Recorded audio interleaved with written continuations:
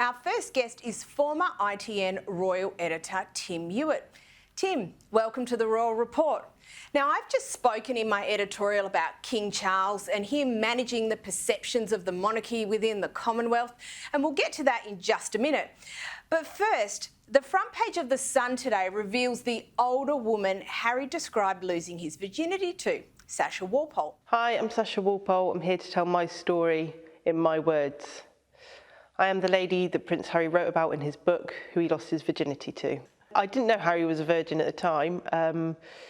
It wasn't until probably the next morning when I actually thought about it. I was a bit, oh no, not because of him being a prince. It was just the fact that I'd slept with one of my friends and it was Harry. And yeah, but then it kind of dawned on me that perhaps he was, because obviously he'd never really had a girlfriend, I suppose, that I knew of back then. You know, it was just a quickie in the field. And yeah, I had no idea. Harry wrote in his book that I gave him a slap on the bum.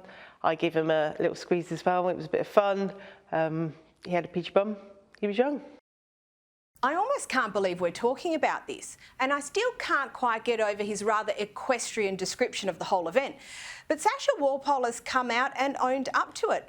And much like the rest of us, she doesn't understand why Harry went into quite so much detail. I'm surprised Harry put it in his book. It was such a long time ago. We were teenagers.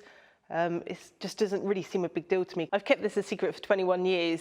I would never have said anything if he hadn't have put it in his book. And he's brought this to me, and I have to say it in my words, but otherwise it's going to get twisted. Tim, what do you make of this? Well, you know, the great irony in all of this is that when Harry wrote the book, the big theme running underneath everything he said was how media intrusion had effectively ruined his life. And, you know, as soon as he said that, it was inevitable that there was going to be more media intrusion.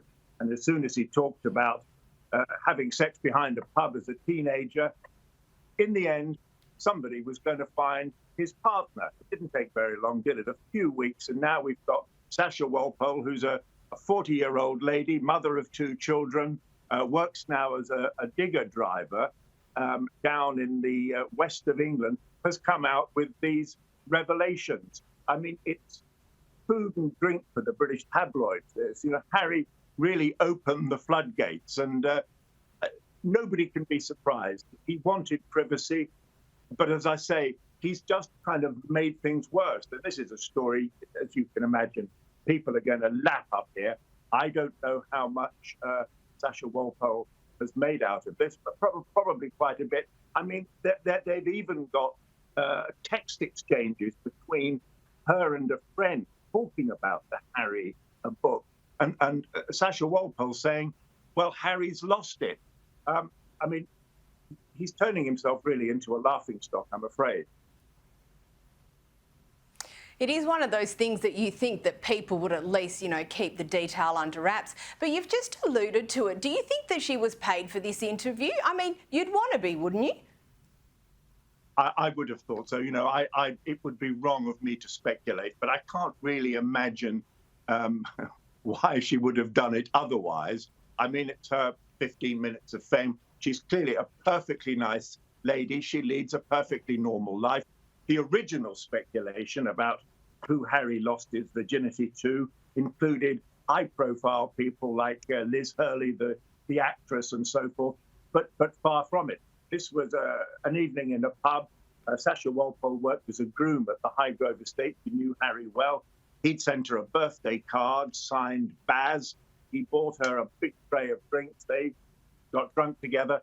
They went out the back for a smoke, and that's how this first royal romance started. I mean, of course, she must have been paid for it. And stories about Harry now, the papers are going to be full of them. As I say, I mean, unwittingly, he really has opened the floodgates. Now, Tim, before you alluded to Liz Hurley, and she is that little bit older. Are you actually surprised by the age gap here? It's only 3 years. When Harry said he lost his virginity to an older woman, I was picturing someone at least in their 30s, weren't you? I tried not to think about it too closely. I mean, Sorry. At the time this happened, Harry was, according to Sasha Walpole, Harry was 16 and she was 19. He can't have been very short of his 17th birthday because there's now a 2-year age gap. Come on, they were two young people in a pub having a few drinks, celebrating a birthday.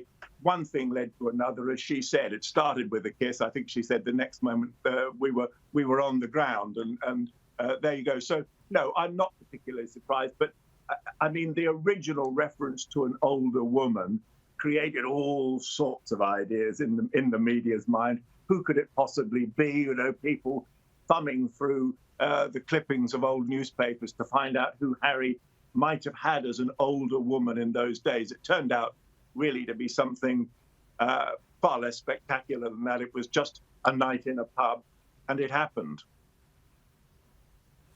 Yeah, and Rupert Everett has suggested that this whole story may not be accurate. Does he know something that the rest of us don't? Who knows something about the royal family that the rest of us don't? Almost actually know. You know, one of the things that Harry alluded to in his book was the number of royal experts there are. Here's me. I'm your royal expert at this moment. Do people really know? I don't think so. The royal family is fair game when it comes to speculation and gossip, because they're not going to stand up and say, no, this isn't true. So you can make all sorts of guesses about what may or may not have been going on. And did Rupert Everett know something that the rest of us didn't know? Well, he didn't know it was Sasha Walpole, did he? No, that's true. Now, Tim, let's get back to Charles. There are questions being asked in both the UK and further afield in the Commonwealth about the ongoing role of the monarchy. And I guess that's only natural at this point. As you know, here in Australia, our new $5 note will no longer bear the portrait of the monarch. But is Charles' current approach to the Commonwealth an acknowledgement that he's losing influence, or rather, is it an understanding that the function of the monarchy has changed over time? I think it's the latter of those two things. And he's a realist and he's a modernist, despite what may have been in the past his rather stuffy image. He is realistic. You know, once his mother died and he became King Charles and not Prince Charles, he was well aware that in countries like Australia and lots of other countries in the Commonwealth, the popularity of the British monarchy would be lost with the Queen. You guys very much liked the monarchy because of the Queen. You're not maybe quite so keen on the Prince of Wales, or as he was, King Charles now. So I think that the Brits are pretty realistic about this. I mean, the line on the removing Prince Charles from your $5 bill is that no offence is taken.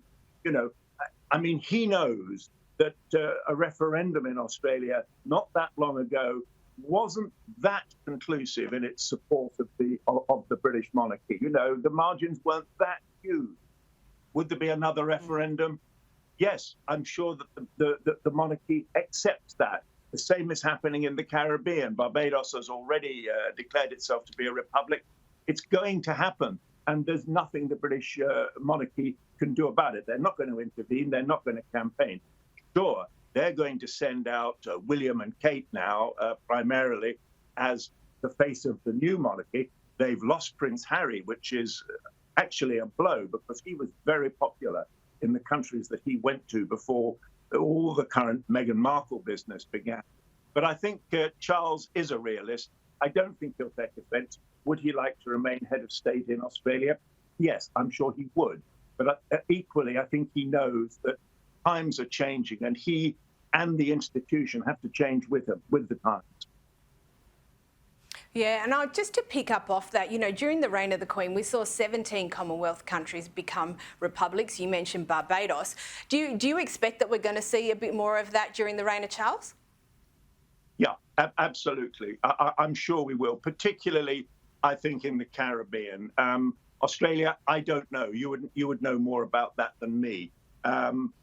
Canada, no, I would be very surprised, but maybe. But generally speaking, you know, let's be realistic that the monarchy is losing popularity even here in Britain. I mean, we're not going to become a republic, but people are less and less bothered about the monarchy. People take a sort of neutral stance on it. Sure, we have it, fine, it's part of our history.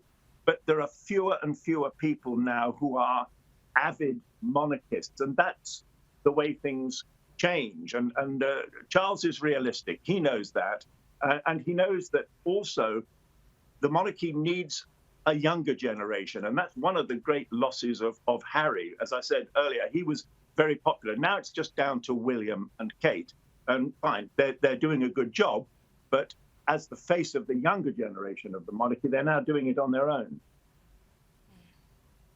Yeah, and look, in Australia, there is penciled in a referendum on a republic for probably the second half of this decade. So, you know, it's entirely likely that it could happen. But let's move on to Harry and Meghan. And we hear reports that Harry and Meghan are planning another Netflix series. And to be honest, Tim, I'm not sure I can sit through all that all over again. Is this going to happen? And what on earth are they going to have to talk about?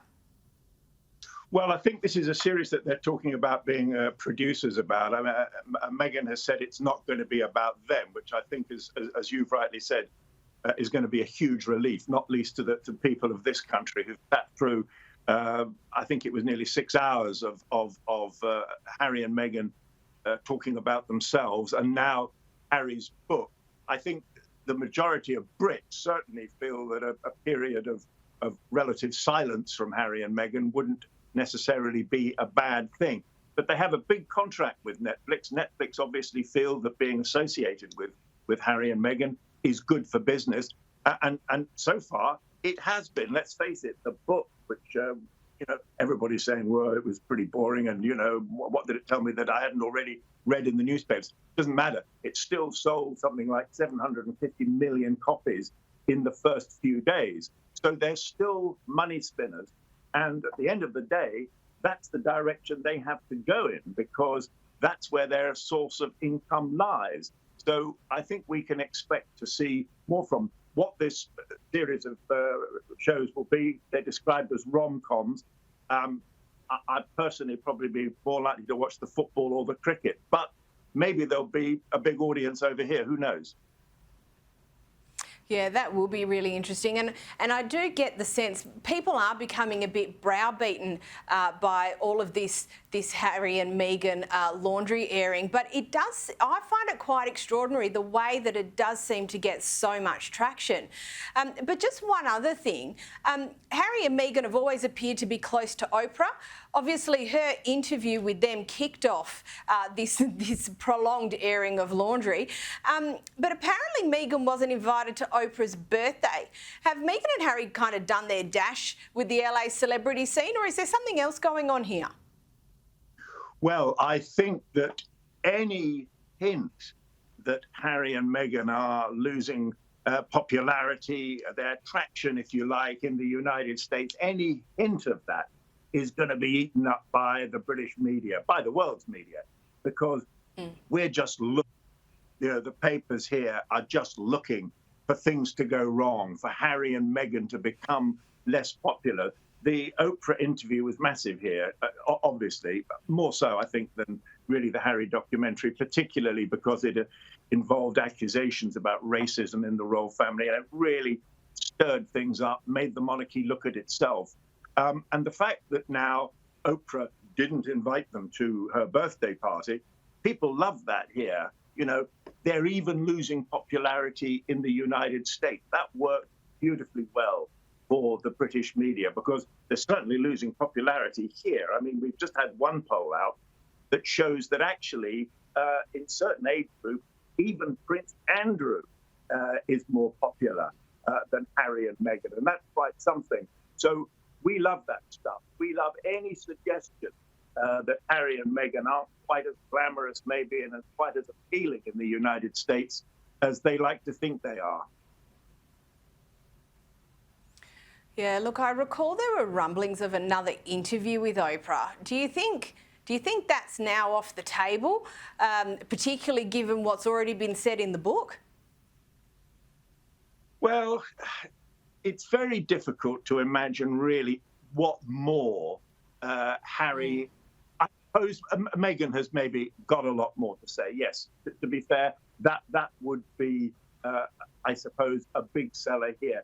But I think at the moment, certainly from a British perspective, I can't talk for the Americans, but from a British perspective, I think we've really heard enough. And I think people were interested in the sort of infighting within the House of Windsor, the breakup in the relationship between William and Harry and so on. But in the end, I think some people got bored with it, and some people got slightly embarrassed. And the feeling was, look, you know, if this was any other family, we wouldn't want all this stuff to come out. It's embarrassing, it's private, it's personal.